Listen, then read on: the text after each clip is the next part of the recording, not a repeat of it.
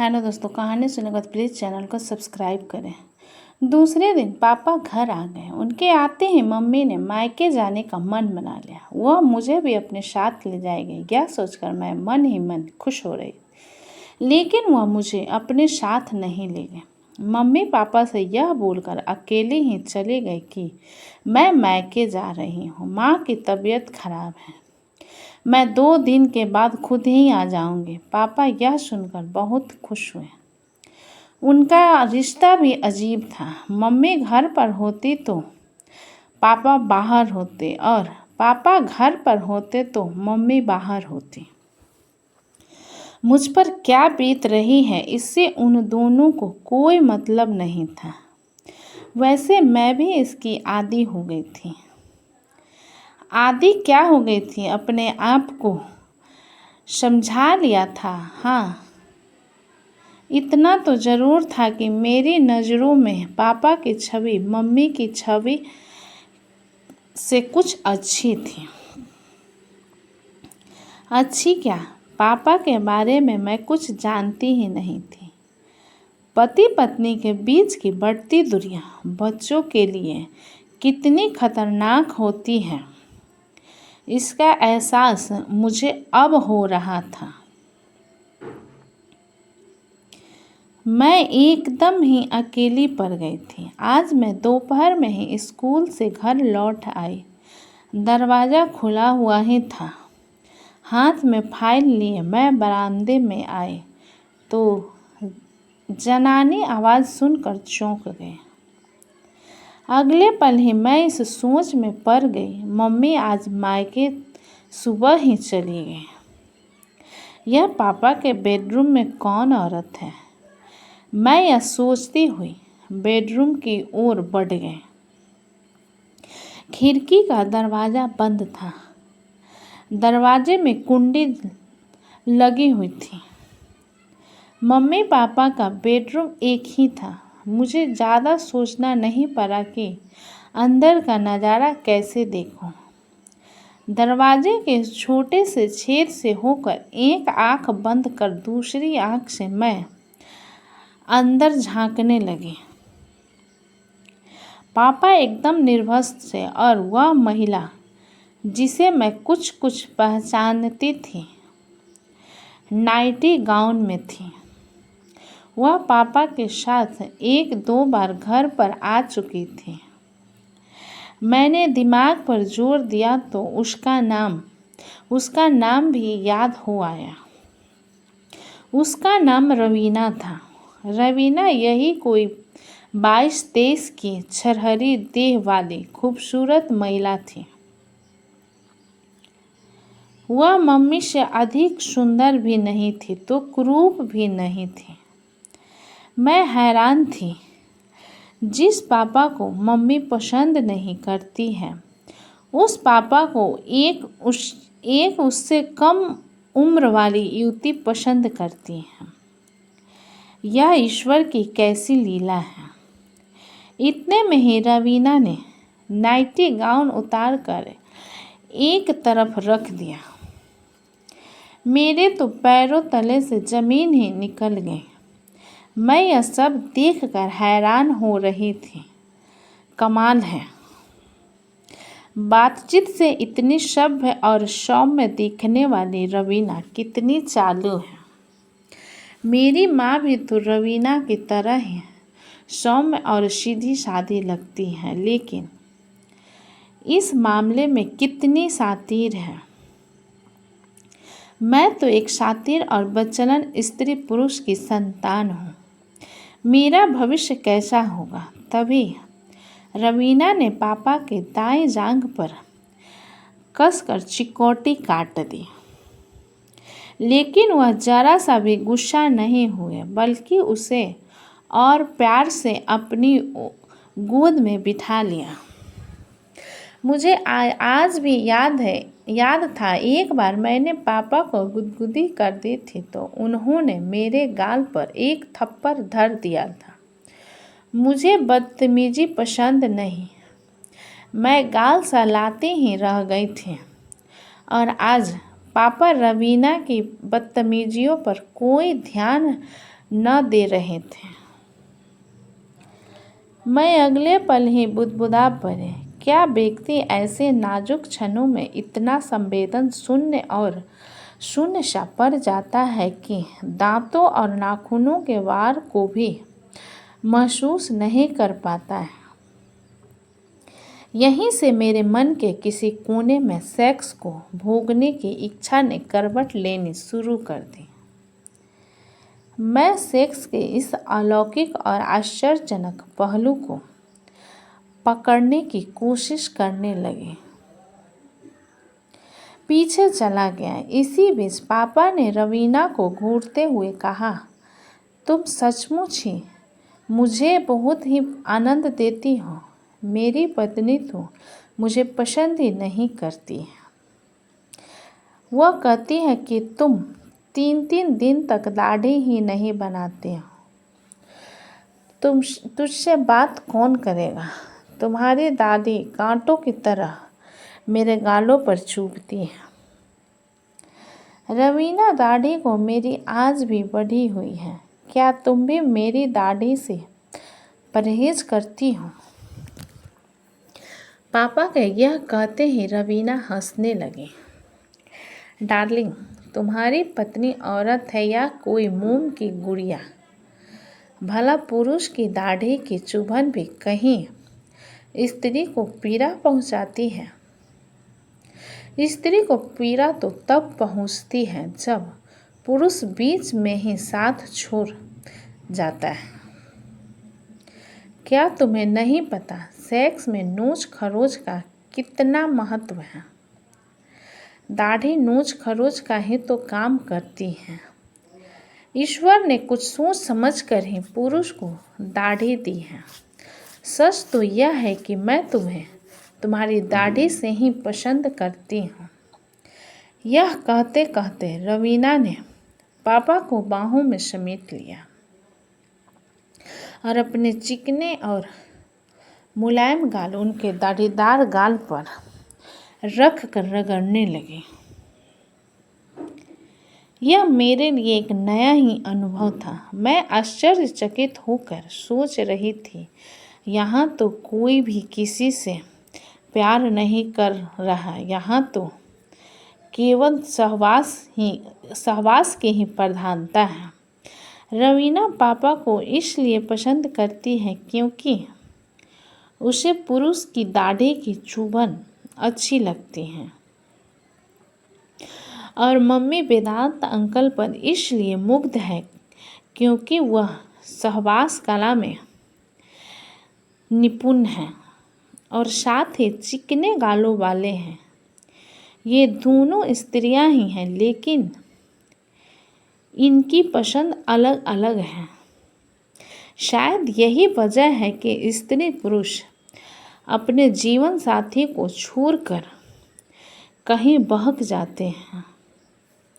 बहक क्या जाते हैं, अपने मनपसंद किसी सुयोग्य साथी की तलाश कर लेते हैं। मैं भी तो एक स्त्री ही हूँ। क्या मेरी पसंद अपने विचारों के अनुकूल पुरुष की नहीं है?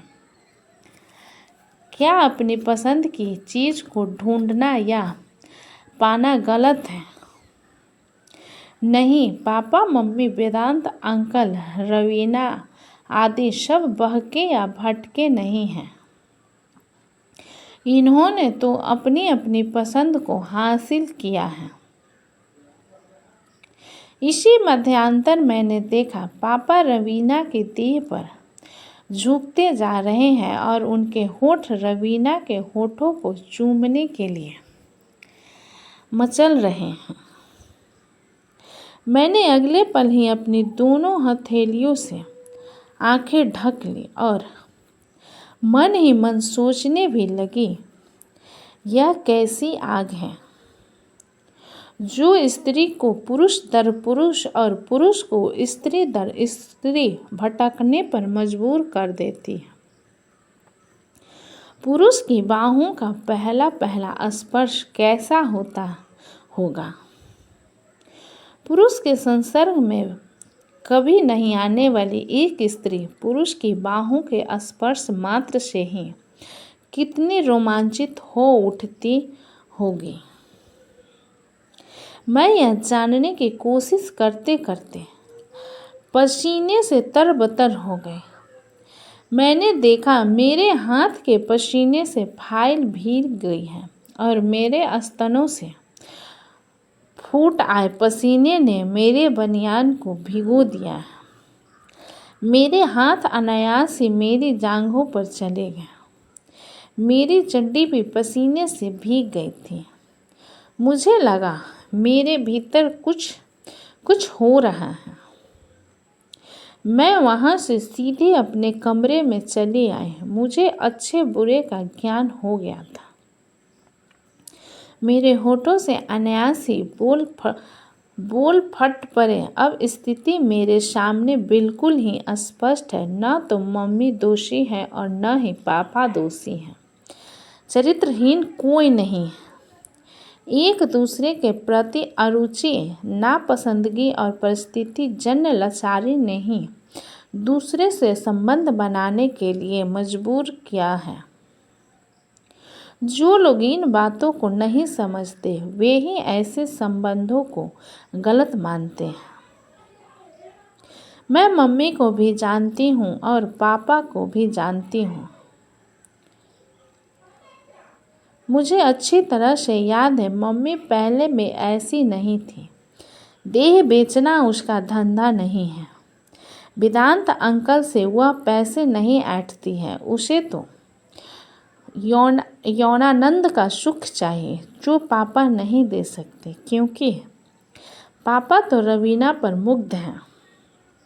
जब प्रकृति के सारे कार्य समय से होते हैं तो फिर मनुष्य किसी का इंतजार कब तक करेगा। मम्मी जवान है, उसे इंद्रियां सुख चाहिए ही चाहिए। किसी को बदचलन या चरित्रहीन कहना जितना आसान है उसको समझना उतना ही कठिन है।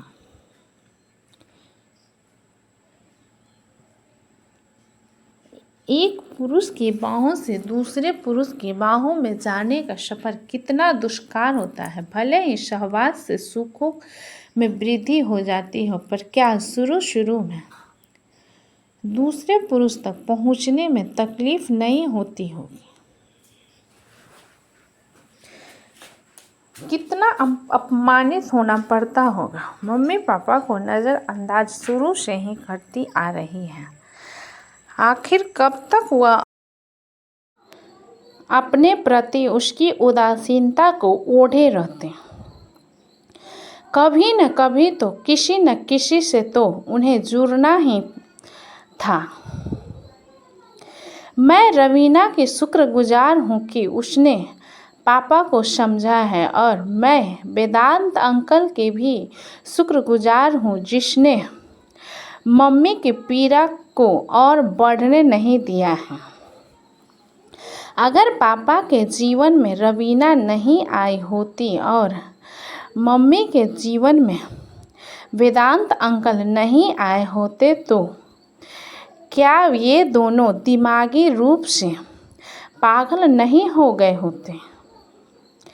इन अवैध संबंधों ने ही तो उन्हें यौन रोगी होने से बचाया है। इतने में ही मेरे विचारों की श्रृंखला टूट गई। पापा दरवाजे में खड़े थे और रवीना उनके पीछे खड़ी थी। मेरे बोलने से पहले ही दोनों मेरे नज़दीक आकर बैठ गए। मैंने देखा दोनों के ही चेहरे पर गजब की ताजगी और आत्मसंतुष्टि थी।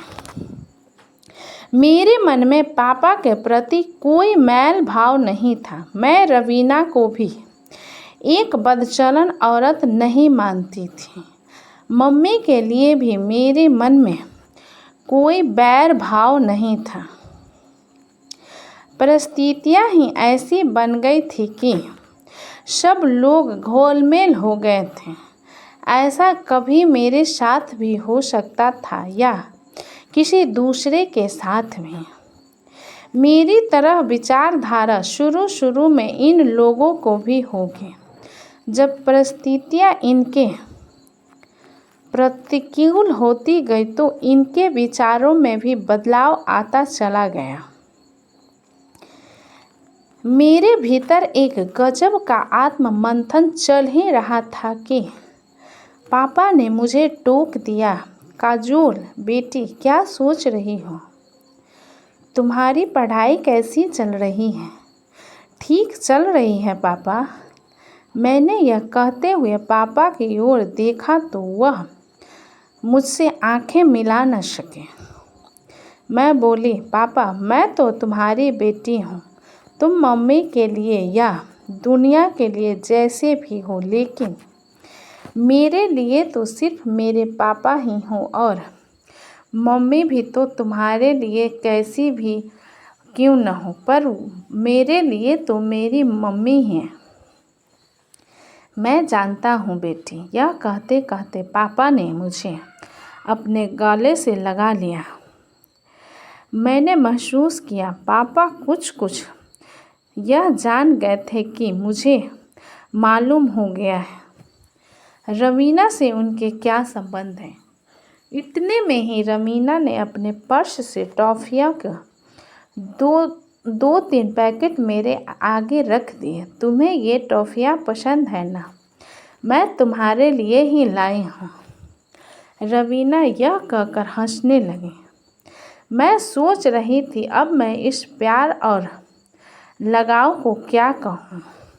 कैसे यह कह दूँ कि रवीना बदचलन है या वेदांत अंकल चरित्रहीन है। मुझे एक साथ इतने सारे लोग प्यार करने वाले मिले हैं। मेरे लिए तो सभी अच्छे हैं। बुरे तो तब होते हैं जब वे एक दूसरे को ब्लैकमेल करते या ठगते लूटते। वे तो ज़िंदगी को जी रहे हैं, वह भी बड़ी सलीके से। मम्मी पापा के साथ रह भी रही है और अपने तरीके से जी भी रही है। पापा भी मम्मी के साथ रह रहे हैं और अपना जीवन भी जी रहे हैं। घाटे में कोई है तो वह है मैं हूँ। मुझे मम्मी पापा के दोहरी ज़िंदगी के साथ आए दिन समझौता करना पड़ता है। मुझे डर है कहीं मैं भी दोहरी ज़िंदगी जीने की आदी न बन जाऊं। इतने सारे लोगों का प्यार किसी दिन मेरे लिए धीमा जहर भी बन सकता है। मैं अभी और सोचती, इतने में पापा बोल पड़े, बेटी तुम अपनी पढ़ाई करो, मैं रवीना को बस स्टैंड तक छोड़ कर आता हूँ। यस पापा, मैं यह कहकर किताब रैक से खींचकर पलटने लगी। तो दोस्तों, कहानी कैसी लगी मुझे कमेंट में लिखें। अच्छी लगे तो प्लीज़ चैनल को लाइक करें, सब्सक्राइब करें एंड शेयर करें। कहानी अच्छी लगे तो प्लीज़ चैनल को सब्सक्राइब करें, हमें अपना सपोर्ट करें। अपना कीमती समय देने के लिए धन्यवाद।